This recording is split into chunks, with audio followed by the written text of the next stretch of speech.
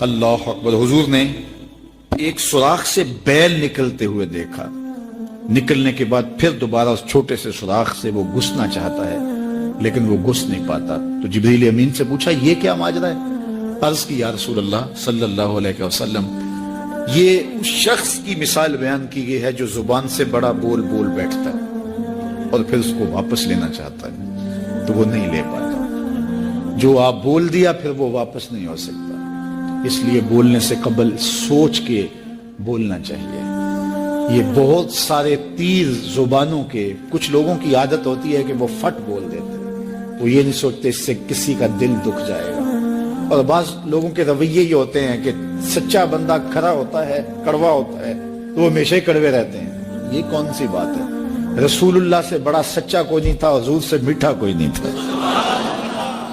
تو یہ کیا بات ہوئی کہ یہ خیال کر کے کہ میں سچا ہوں اور کڑوا ہوں، ہر وقت زہر اگلتے رہو، لوگوں کی عزتیں اچھالتے رہو، لوگوں کی آبروؤں پہ حملہ کرتے رہو کہ میں سچا ہوں اور سچا بندہ کھڑا ہوتا ہے بات کر دیتا ہے۔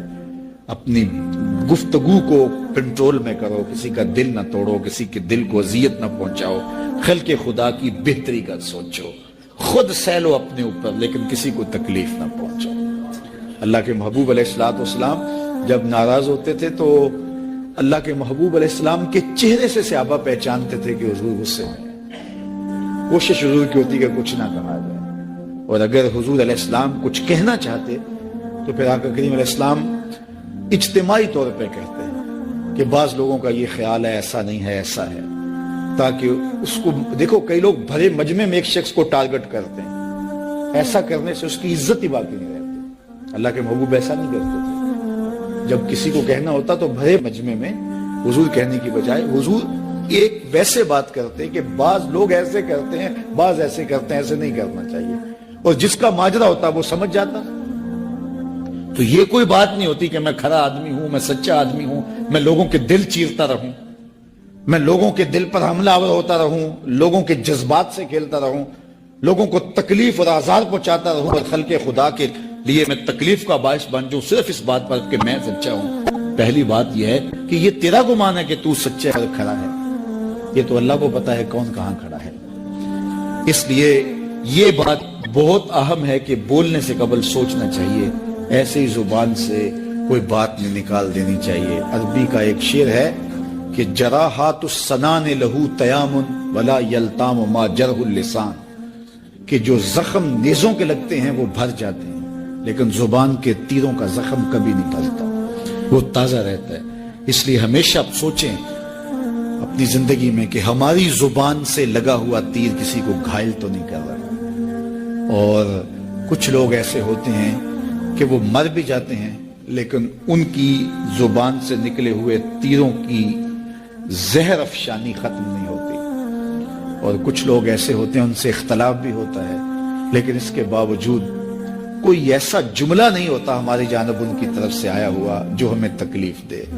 اختلاف اپنی جگہ ہوتا ہے لیکن جب وہ خیال میں آتے ہیں، جب وہ تصور میں آتے ہیں تو نفرت کے شرارے نہیں پھوٹتے، محبت ہی پھوٹتی ہے۔ اس لیے ایسے بن جاؤ کہ لوگ تمہیں سوچیں، تمہارا خیال کسی کو آئے تو ساتھ پیار کی خوشبو آنے لگ جائے، نفرت کے شرارے نہ پھوٹیں کہ کوئی تمہارا خیال کرے تو اس کو تمہاری زبان کے برستے ہوئے تیر آنے لگ جائیں، تمہاری نفرت انگیز باتیں ان کو ستانے لگ جائیں، اور وہ تمہارے خیال سے، تمہارے گمان سے، تمہارے تصور سے وحشت کھانے لگ جائیں۔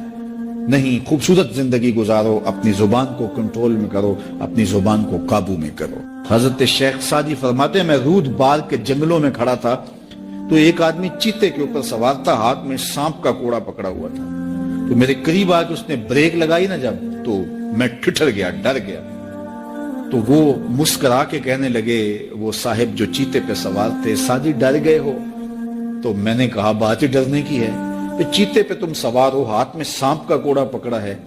تو سعدی فرماتے ہیں وہ بزرگ مسکرا کے بولے سعدی تو خدا کا ہو جا، خدا کی خدائی تیری ہو جائے گی، تو ہو کے تو دیکھ ان کا، پھر نوکر ہو جائے گی ساری خدائی تیری۔ لیکن ہم جب زر کے پیچھے لگ گئے تو پھر غلام بن گئے۔ یہ دنیا کی مثال۔ اللہ اکبر۔ حضور نے ایک سوراخ سے بیل نکلتے ہوئے دیکھا، نکلنے کے بعد پھر دوبارہ اس چھوٹے سے سوراخ سے وہ گھسنا چاہتا ہے لیکن وہ گھس نہیں پاتا. تو جبریل امین سے پوچھا یہ کیا ماجرا ہے؟